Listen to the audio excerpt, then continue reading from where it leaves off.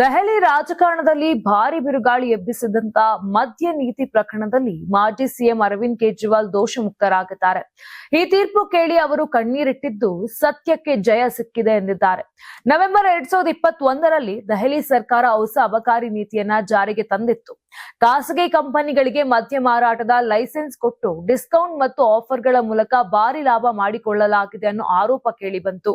ಈ ಪಾಲಿಸಿಯಲ್ಲಿ ಕೋಟ್ಯಾಂತರ ರೂಪಾಯಿ ಕಿಕ್ ಬ್ಯಾಕ್ ಪಡೆಯಲಾಗಿದೆ.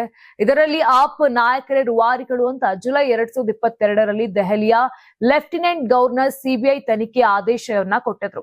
ಅಲ್ಲಿಂದಲೇ ಈ ಒಂದು ಇಡೀ ಐ ಡ್ರಾಮಾ ಶುರುವಾಗಿತ್ತು. ಸಿಬಿಐ ಎಫ್ಐಆರ್ ಹಾಕಿದ ಬೆನ್ನಲ್ಲೇ ಅಖಾಡಕ್ಕೆ ಎಂಟ್ರಿ ಕೊಟ್ಟಂತ ಇಡಿ ಮನಿ ಲ್ಯಾಂಡರಿಂಗ್ ಆಂಗಲ್ ನಲ್ಲಿ ತನಿಖೆ ಶುರು ಮಾಡಿತು. ಇಡಿ ಅಧಿಕಾರಿಗಳು ಕೇಜ್ರಿವಾಲ್ಗೆ ಬರೋಬ್ಬರಿ 9 ಬಾರಿ ಸಮನ್ಸ್ ಕಳಿಸಿದ್ರು. ಇದು ರಾಜಕೀಯ ಪ್ರೇರಿತ ಅಂತ ಹೇಳಿ ಅವರು ಒಮ್ಮೆಯೂ ವಿಚಾರಣೆಗೆ ಹಾಜರಾಗಿರ್ಲಿಲ್ಲ. ಕೊನೆಗೆ ಮಾರ್ಚ್ 21, 2024ರಂದು ಇಡಿ ಅಧಿಕಾರಿಗಳು ನೇರವಾಗಿ ಕೇಜ್ರಿವಾಲ್ ಮನೆಗೆ ನುಗ್ಗಿ ಹೈ ವೋಲ್ಟೇಜ್ ಡ್ರಾಮಾದ ನಡುವೆ ಅವರನ್ನ ಅರೆಸ್ಟ್ ಮಾಡಿ ತಿಹಾರ್ ಜೈಲಿಗೆ ತಳ್ಳಿದ್ರು.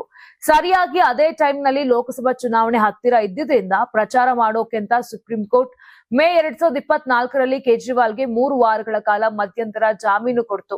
ಪ್ರಚಾರ ಮುಗಿಸಿ ಜೂನ್ 2ರಂದು ಮತ್ತೆ ಜೈಲು ಸೇರಿದ್ರು. ಈ ಗ್ಯಾಪ್ ನಲ್ಲಿ ಇಡಿ ಕೇಸ್ ನಲ್ಲಿ ವಿಚಾರಣಾ ಕೋರ್ಟ್ ಬೇಲ್ ಕೊಟ್ಟರೂ ಹೈಕೋರ್ಟ್ ತಡೆ ನೀಡಿತು. ಇದೇ ಹೊತ್ತಲ್ಲಿ ಜೂನ್ 26ರಂದು ಸಿಬಿಐ ಕೂಡ ಕೇಜ್ರಿವಾಲ್ ಅವರನ್ನ ಜೈಲಿನಲ್ಲಿ ಅರೆಸ್ಟ್ ಮಾಡಿತು.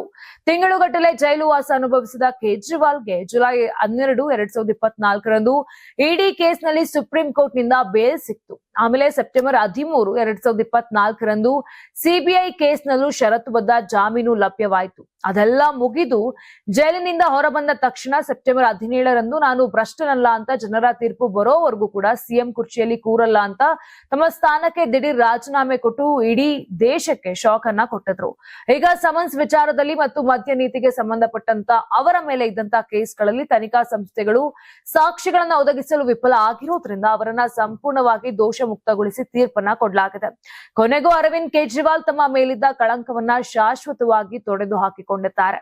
Karnataka TV leader awards 2025 best MLA nomination ಹಳೆ ಮೈಸೂರು ವಿಭಾಗ ಡಾಕ್ಟರ್ ರಂಗನಾಥ್ ಕುಣಿಗಲ್ ಕ್ಷೇತ್ರ, ಸುರೇಶ್ ಗೌಡ ತುಮಕೂರು ಗ್ರಾಮಾಂತರ ಕ್ಷೇತ್ರ, ಸಿಎನ್ ಬಾಲಕೃಷ್ಣ ಶ್ರವಣಬೆಳಗೊಳ ಕ್ಷೇತ್ರ, ಗಣಿಗ ರವಿಕುಮಾರ್ ಮಂಡ್ಯ ಕ್ಷೇತ್ರ, ದರ್ಶನ್ ಪುಟ್ಟಣಯ್ಯ ಮೇಲುಕೋಟೆ ಕ್ಷೇತ್ರ, ಡಿ ರವಿಶಂಕರ್ ಕೆಆರ್ ನಗರ ಕ್ಷೇತ್ರ, ಕೆಎಚ್ ಪುಟ್ಟಸ್ವಾಮಿ ಗೌಡ ಗೌರಿಬಿದನೂರು ಕ್ಷೇತ್ರ, ಸಿಮೆಂಟ್ ಮಂಜುನಾಥ್ ಸಕಲೇಶ್ಪುರ ಕ್ಷೇತ್ರ, ಮಂತರ್ ಗೌಡ ಮಡಿಕೇರಿ ಕ್ಷೇತ್ರ, ಜಿಡಿ ಹರೀಶ್ ಗೌಡ ಹುಣಸೂರು ಕ್ಷೇತ್ರ, ಸಮೃದ್ಧಿ ಮಂಜುನಾಥ್ ಮುಳಬಾಗಿಲು ಕ್ಷೇತ್ರ, ಪ್ರದೀಪ್ ಈಶ್ವರ್ ಚಿಕ್ಕಬಳ್ಳಾಪುರ ಕ್ಷೇತ್ರ. ಕರ್ನಾಟಕ ಟಿವಿ ವಾಟ್ಸ್ಆಪ್ ಚಾನೆಲ್ ಮೂಲಕ ವೋಟ್ ಮಾಡಿ ಹಾಗೂ ಇವರಲ್ಲಿ ಬೆಸ್ಟ್ ಎಂಎಲ್ಎ ಯಾರು ಕಮೆಂಟ್ ಮಾಡಿ. ನೀವು ಸಣ್ಣ ಆಗ್ಬೇಕಲ್ವಾ? ಅದು ಒಂದು ಉತ್ತಮ ಆಹಾರದಿಂದ ಸಣ್ಣ ಆಗ್ಬೇಕಲ್ವಾ? ಪ್ರತಿದಿನ ನಮ್ಮ ಜೀನಿ ಸ್ಲಿಮ್ ನ ಯೂಸ್ ಮಾಡಿ ಯಾವುದೇ ಸೈಡ್ ಎಫೆಕ್ಟ್ ಇಲ್ದಂಗೆ ನೀವು ಸಣ್ಣ ಆಗ್ತೀರಾ.